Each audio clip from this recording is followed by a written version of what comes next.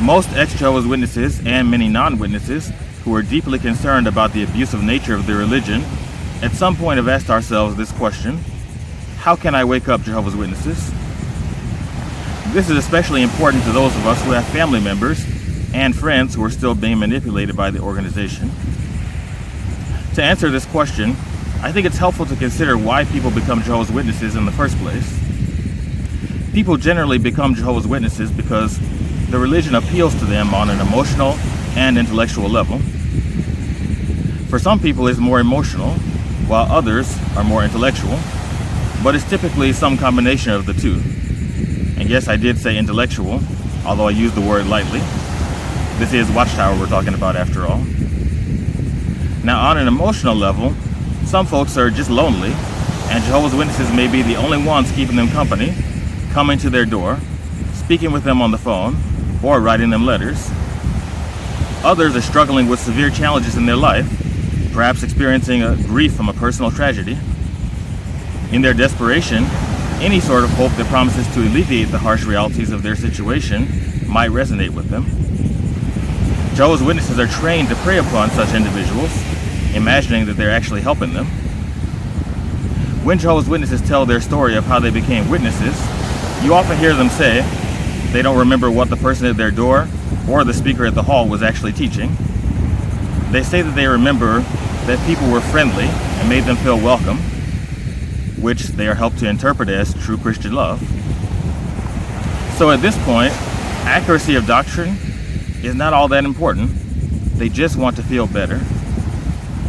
Those of us who were born and raised as Jehovah's Witnesses also might join for largely emotional reasons. Our loved ones and everyone that we've ever been allowed to have a relationship with are all in this religion, so of course we're likely to join, often in our teens or preteens. But even those of us who don't get baptized as youth might feel compelled to return to Jehovah, as they put it, especially if we're going through severe challenges in life, which we probably will be, considering that JW parents don't generally prepare their children to thrive in the real world. Now, on the more intellectual side of things, anyone can read meanings of the scriptures and make them appear to fit neatly together, while ignoring or explaining away problematic verses. It's what nearly all religions do, and Watchtower does a decent job of this, although they've gotten a lot worse in recent years. Still, it's not that difficult to discredit another religion while promoting your own. All religions have holes in their logic, institutional abuse, corruption, non-scriptural doctrines and practices, or all of the above. Watchtower did quite well exploiting these failings in other religions and selling people on their own reasonings, especially during their early years. If one thing they say appears to check out as being true, people become more open to hearing what else they have to say. I do consider Jehovah's Witnesses to be true Christians, if there even is such a thing. But then so are Catholics, Protestants, and even Mormons. The Bible was written primarily for its times, not the modern age. So anyone trying to interpret and apply it to modern life are more or less equally entitled to do so, as far as I'm concerned. Granted, Watchtower may be less scriptural than some denominations, or more scriptural than others in certain facets, but that's not what makes them better or worse. Watchtower's policies just happen to be more damaging than many other religions because they're controlling, abusive, and destructive, so you're worse off being a witness. Their doctrines have also tended to be more falsifiable and fall apart under scrutiny. That's the main reason why the society is anti-intellectual. The more logically minded people will probably be able to think their way out of Watchtower and eventually theism as well. But some people are just not built for that.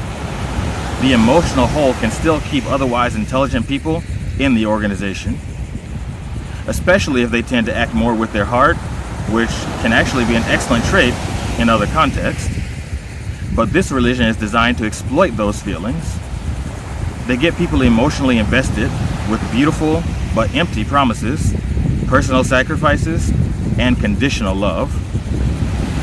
With the logically minded witnesses, you can show them contradictions in Watchtower's changing doctrines over the decades.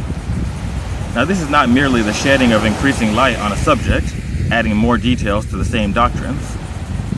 There are times when they teach the opposite of what they previously taught, and even examples of returning back to older beliefs. If new light is really from Jehovah, then where did the old light come from? Does Jehovah sometimes lie to his servants, or misdirect the faithful and discreet slave? Or if the governing body is spirit-directed, but still teach the exact opposite of what the Spirit was trying to direct, is this deliberate disobedience, or is it incompetence? Or are Watchtower's teachings purely man-made interpretations, which can sometimes be right or wrong? In either case, what makes them so special enough to obey without question?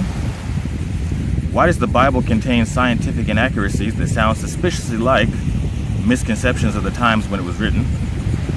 And why do we think of heaven as some other plane of existence when the original language words in the Bible only referred to the sky? Is it because we have now explored the skies and confirmed that there are no gods floating around up there? Just as we've also confirmed that the gods of Greek mythology are not atop Mount Olympus? And why does the Bible's morality seem to be a product of its times, rather than enlightened, timeless truths? Why does religious morality always need to adapt to modern times in order to advance, rather than leading our moral advancements in issues such as slavery, sexual orientation, racial equality, and even our treatment of non-combatants in armed conflicts? How is the evidence that Jehovah's Witnesses have the truth any different or better than the evidence that other denominations or religions present?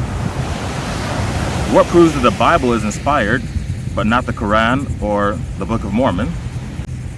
These are the sort of questions you can reason on with logically minded witnesses. Many of us arrived at these points on our own. For the more emotional folks, you're going to have to present negative facts about Watchtower that elicit a stronger emotional response in that individual than whatever emotional investment they have in the religion. And make no mistake, whatever negative information you share does have to be factual. You can't just make up stuff that sounds bad about Watchtower the way that they make up stuff that sounds good about the organization. Different issues will also resonate differently with different people. You have to base your approach on the individual.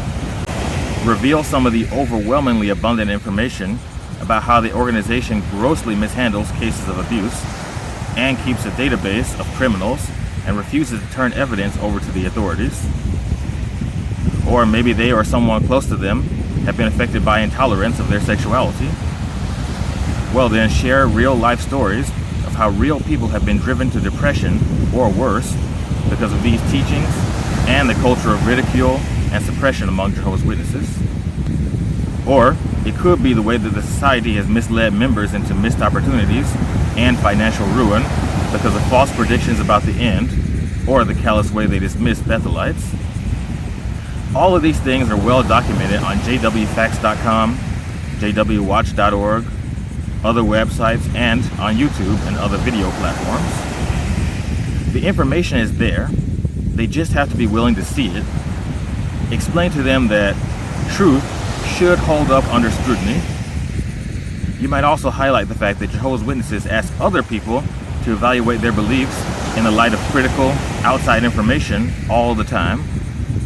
Nevertheless, there will still be those people who remain unmoved by any of the appeals or lines of reasoning mentioned in this video or others. It could be that they're not acting primarily out of ignorance or emotional vulnerability. They may actually be delusional beyond help, or simply lack the will to make a change for whatever reason. They may even have crossed over from being a victim of the organization to become part of the problem themselves. In any case, you may have to accept the fact that not everyone can be saved, especially if they don't want to be. And you have to accept the fact that it's not your fault, and just do your best to move on. Well, those are my thoughts on the subject. What are yours? Do you believe that people can be woken up? Do you have any other approaches or resources that you found helpful in doing so? Would you like to share what woke you up from Jehovah's Witnesses or some other religion? Please tell me in the comment section. And did you enjoy this video? Please let me know by tapping the thumbs up button, giving this video a like. Subscribe to this channel for better access to past and future content. And may you thrive mentally, emotionally, and physically.